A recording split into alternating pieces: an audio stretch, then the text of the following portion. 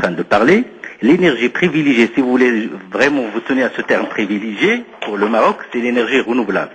C'est d'abord le solaire, c'est le projet de 2000 mégawatts à l'horizon 2020. C'est quand même compréhensible. Tous les efforts sont conjugués pour faire réussir ce projet. On ne peut pas imaginer de vivre dans un pays où il fait si beau, où il y a autant de soleil, et qu'on n'ait pas un grand projet solaire. Maintenant, les autres formes d'énergie. Je rappelle très simplement. Alors, pourquoi se lancer dans le projet d'une construction de centrale nucléaire? Je rappelle que le Maroc, il importe soit 97% de son énergie. Est-ce que vous avez entendu? 97%. 97%. C'est-à-dire il reste 3 pour atteindre 100% de l'importation de l'énergie. Maintenant, l'énergie électrique qui est consommée au Maroc, 95%, je dis bien 95% de cette énergie, elle est d'origine fossile. C'est quoi une énergie fossile? C'est soit pétrole, soit charbon, soit gaz. Alors, dans ces conditions, il est impensable de ne pas chercher d'alternative. Maintenant, quelle alternative à cette grande dépendance énergétique vis-à-vis de l'étranger? L'alternative, c'est d'utiliser d'autres formes d'énergie. Donc, le Maroc ne peut pas, il n'y a pas une seule énergie, comme je viens de dire tout à l'heure. Donc, le Maroc a choisi d'utiliser un bouquet énergétique. C'est quoi un bouquet énergétique? C'est un mix de ces formes d'énergie. D'abord, bien sûr, comme je l'ai dit, le renouvelable, le solaire, l'éolien, l'hydroélectrique, qui est lié quand même à l'aléa climatique, espérons qu'il va pleuvoir beaucoup pour pouvoir utiliser l'hydroélectrique, et le projet électronucléaire est une option à long terme pour contribuer justement à cette complémentarité entre ces différentes formes d'énergie. D'accord? Voilà, donc le projet électronucléaire marocain, il est prévu à l'horizon 2025-2030 pour contribuer à ce bouquet énergétique, qu'il y ait aussi deux unités de nucléaire qui vont contribuer à ce bouquet et participer. Parce qu'il est impensable qu'on ne peut pas produire toute l'énergie électrique marocaine à partir d'une seule forme d'énergie. D'ailleurs, vous voyez maintenant l'indépendance qu'on est en train de vivre. Donc il faut qu'il y ait un bouquet énergétique, un mix énergétique, et c'est ça donc la stratégie énergétique nationale. D'accord. Alors, Rizlan Raleb, vous êtes membre fondatrice, je l'ai dit, du collectif Maroc Solaire, Maroc sans nucléaire. Vous avez adressé une lettre ouverte à la ministre de l'énergie, de l'eau, des mines et de l'environnement, Madame Amina Khadra. Est-ce que vous pouvez nous expliquer pourquoi? Bien. Nous sommes donc un collectif citoyen. Nous nous insurgeons contre l'installation de une ou deux centrales, comme vient de dire Monsieur Saoui.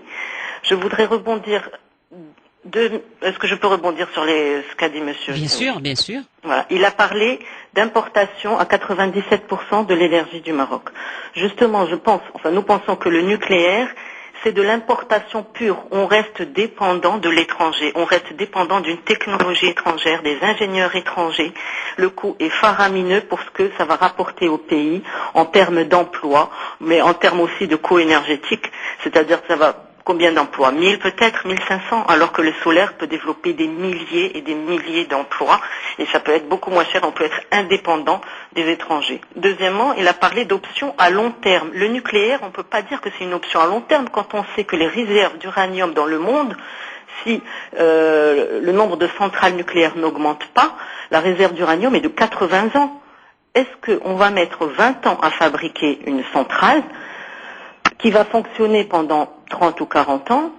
Il lui faut 20 ans pour la démanteler, et tout ça, on appelle ça du long terme. Qu'est-ce que vous répondez, Monsieur Saouti? Oh, bien sûr, bien sûr. Écoutez, tout d'abord, Madame Rizlan, je précise, je suis Monsieur Saouti, je suis professeur Saouti, donc Très bien. rectifiez d'abord mon nom. Alors, je suis tout à fait d'accord qu'il y ait un collectif citoyen qui est pour, qui est contre et qui est un débat et qu'on en discute. Ça, c'est une très bonne chose. L'agora, c'est quelque chose de très important. Ça permet d'ailleurs de clarifier les choses. Et je suis très content parce que Madame Rizlan vient de parler d'une dépendance. Écoutez, Madame, écoutez, je m'adresse aux auditeurs. Vous savez que le Maroc va devenir le premier producteur d'uranium dans le monde, qu'il fasse le nucléaire ou pas, parce que nous avons une richesse qui nous a été donnée par Dieu, qui est les phosphates, et l'extraction de l'uranium à partir du phosphate, on va devenir un premier producteur. Et qu'on fasse une centrale nucléaire ou pas, c'est nous qui allons exporter de l'uranium aux gens qui ont déjà le nucléaire. Donc soyons scientifiques, clairs dans ce qu'on dit. Maintenant le solaire, nous sommes tous d'accord, je l'ai bien dit, je suis pour le solaire. Nous sommes tous pour qu'il y ait un projet solaire national, mais on ne peut pas produire toute l'énergie nationale à partir de l'énergie solaire. Je ne veux pas rentrer dans les détails techniques et scientifiques qui sont encore posés pour l'énergie à partir du photovoltaïque. Sans rentrer dans les détails, la recherche-développement est en train de se faire pour que ce soit le meilleur, le plus rentable et en matière de coût. Détrompez-vous, madame. Rizlan Raleb, vous, ce que vous souhaitez à travers, excusez-moi de vous couper, mais ce que vous souhaitez à travers votre collectif, c'est surtout, si j'ai bien compris, qu'un débat national soit lancé, que l'opinion publique soit informée, ce que nous faisons un petit peu aujourd'hui, et qu'il n'y ait pas la construction d'une centrale nucléaire décidée seulement par le gouvernement. Exactement. Exactement. Professeur Sayouti dit que le bon Dieu nous a donné de l'uranium, mais le bon Dieu nous a surtout donné du solaire. Et ça coûte beaucoup moins cher. Et la demi-vie de l'uranium est de 100 000 ans en cas de catastrophe. Voilà où est-ce qu'on peut arriver. Pourquoi parler de catastrophe, madame? On n'en est pas encore à la catastrophe. On n'a pas envie d'être à la catastrophe. Même si le Maroc ne fasse pas de... Supposons le cas extrême. Le Maroc n'a pas de centrale nucléaire. Et il a une richesse. Monsieur Sayouti, vous dites que le nucléaire fait partie d'un bouquet indispensable pour le Maroc. Qu'a fait l'Autriche? Ça fait 30 ans qu'elle a décidé de se passer du nucléaire. L'Italie, depuis Tchernobyl, a arrêté le nucléaire. La Lituanie a arrêté le nucléaire. Le Kazakhstan a arrêté le nucléaire. Actuellement, le nombre de centrales nucléaires dans le monde est en baisse. Les USA, la dernière centrale nucléaire construite aux États-Unis date de 1996. Et elle est un gouffre faramineux au niveau financier, c'est une catastrophe financière. En Europe, depuis 1980, aucune centrale nucléaire n'a été construite, sauf en Finlande et en France. Et en France, l'EPR a explosé son budget de plus de 50%. Il a 3 ans de retard et c'est un gouffre financier. Donc je ne vois pas pourquoi le Maroc n'a pas les moyens d'aller dans des gouffres financiers alors que le solaire est beaucoup moins cher, est en train de se développer. Le solaire dans l'avenir va coûter moins cher que le nucléaire et va rapporter beaucoup plus. Le problème, ce qu'on ne dit pas, c'est que, le nucléaire coûte très cher, surtout en traitement de déchets. 2, on ne dit pas que l'aide fournie au nucléaire est 40 fois plus que l'aide fournie aux énergies renouvelables. Alors si on utilisait cette aide pour les énergies renouvelables, je pense qu'on avancerait beaucoup plus vite. Un rapport qui a été mis sur Internet hier, je ne sais pas si vous l'avez lu, monsieur, sur l'industrie nucléaire mondiale 2010-2011 et le pouvoir du nucléaire dans le monde post-Fukushima. C'est un rapport qui a été fait par Michael Schneider, Anthony Frogat et Steve Thomas, indique très bien qu'il y a un déclin du nucléaire et que presque plus personne, après Fukushima, ne peut miser sur le nucléaire. C'est une énergie qui coûte très cher, aussi bien au niveau environnemental, sanitaire et financier. On ne dit pas que les États aident beaucoup le nucléaire, alors que pourquoi ne pas aider dans le solaire et dans les énergies vertes, l'éolienne par exemple? Monsieur Sayouti? Oui, madame Rizlan. Alors, le document dont vous avez parlé, je l'ai parcouru en diagonale. Je veux juste rectifier d'abord une chose. Comme par hasard, après l'accident de Fukushima, après l'accident de Tchernobyl, c'est-à-dire l'accident de Tchernobyl a eu lieu en 86, n'est-ce pas? Les années 90, c'est là où le nucléaire a connu un grand ressort.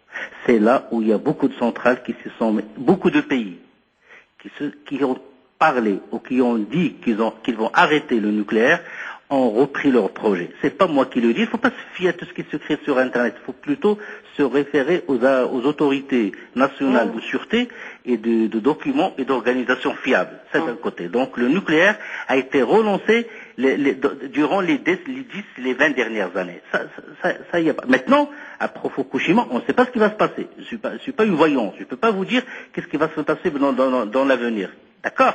Alors, donc le nucléaire, il a été relancé et les gens ils se sont mis donc à fabriquer, à reprendre leur projet électronucléaire, tout simplement parce qu'ils ont vu qu'il était rentable.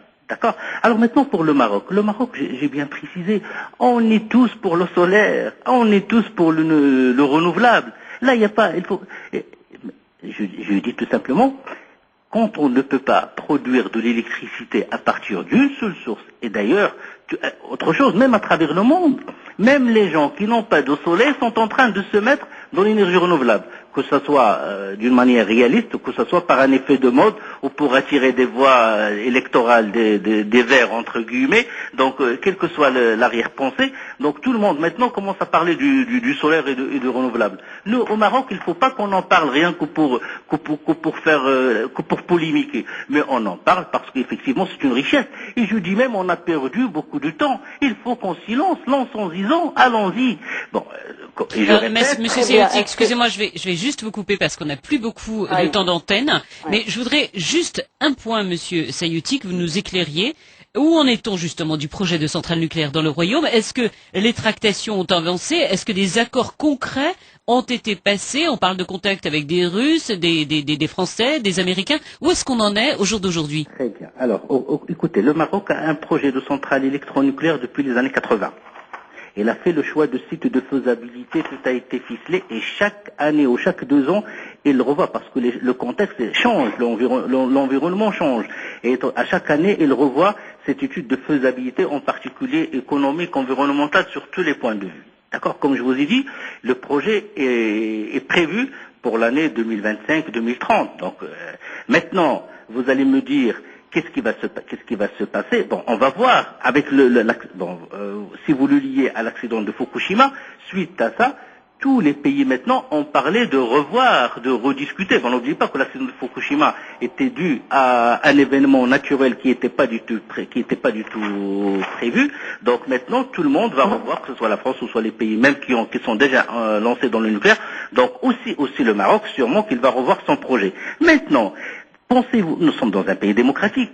Est-ce qu'on va venir, est-ce que le pays, est-ce que l'État, est-ce que les techniciens, est-ce que les décideurs vont venir installer une centrale quelque part sans concertation, sans avis du public? Est-ce que vous pensez que c'est responsable, ou ces ingénieurs du nucléaire, ou les responsables en particulier, n'aiment pas ce pays, n'aiment pas sa population, ne pensent pas à leurs enfants et à leurs petits-enfants, et qu'ils vont venir comme ça et mettre une centrale dangereuse quelque part qui va créer des problèmes, qui va être la catastrophe? Rizan Raleb, je vous donne le mot de la fin. Mesdames. Oui. Rizan Raleb, je vous donne le mot de la fin. Oui, je voudrais dire sur le nucléaire que ce n'est pas une énergie propre, que même pour une centrale qui n'a pas explosé ni quoi que ce soit, il y a du tritium radioactif. Le bilan sanitaire et environnemental est catastrophique. Le fait de se servir de l'eau des fleuves pour refroidir les réacteurs a un effet dévastateur sur la faune et la flore aquatique. Ajoutez à ça le réchauffement climatique. C'est faux, madame. C'est le nucléaire, excusez-moi, je peux parler. Ce n'est pas une énergie propre, ce n'est pas une énergie sûre. Le nombre d'accidents augmente. Ces accidents sont dus surtout à l'homme. Bien sûr, il y a le tsunami, bien sûr, il y a eu le tremblement de terre, mais il y a eu d'abord beaucoup d'erreurs humaines et beaucoup de négligence au niveau de la sûreté. Par exemple, sur le tsunami, aucune catastrophe n'a été, après le tsunami, le tremblement de terre, aucun problème n'a été. L'éolien, par exemple, et le solaire au Japon n'ont créé aucun dégât. Le nucléaire a créé beaucoup de dégâts. C'est pas une énergie qui est moins chère, elle coûte énormément au niveau des déchets, et ces déchets-là, on va les laisser aux générations futures. C'est à eux à payer notre facture. Ce n'est pas une énergie indispensable. Au Maroc, on a le solaire, on a le vent, on a les marées. Beaucoup de pays s'en sortent très bien comme ça. Ce n'est pas une énergie durable, et si on compare les deux, le solaire et l'éolien et les énergies vertes sont à 100% gagnants, et on peut avancer dans tous ces domaines-là sans nucléaire du tout.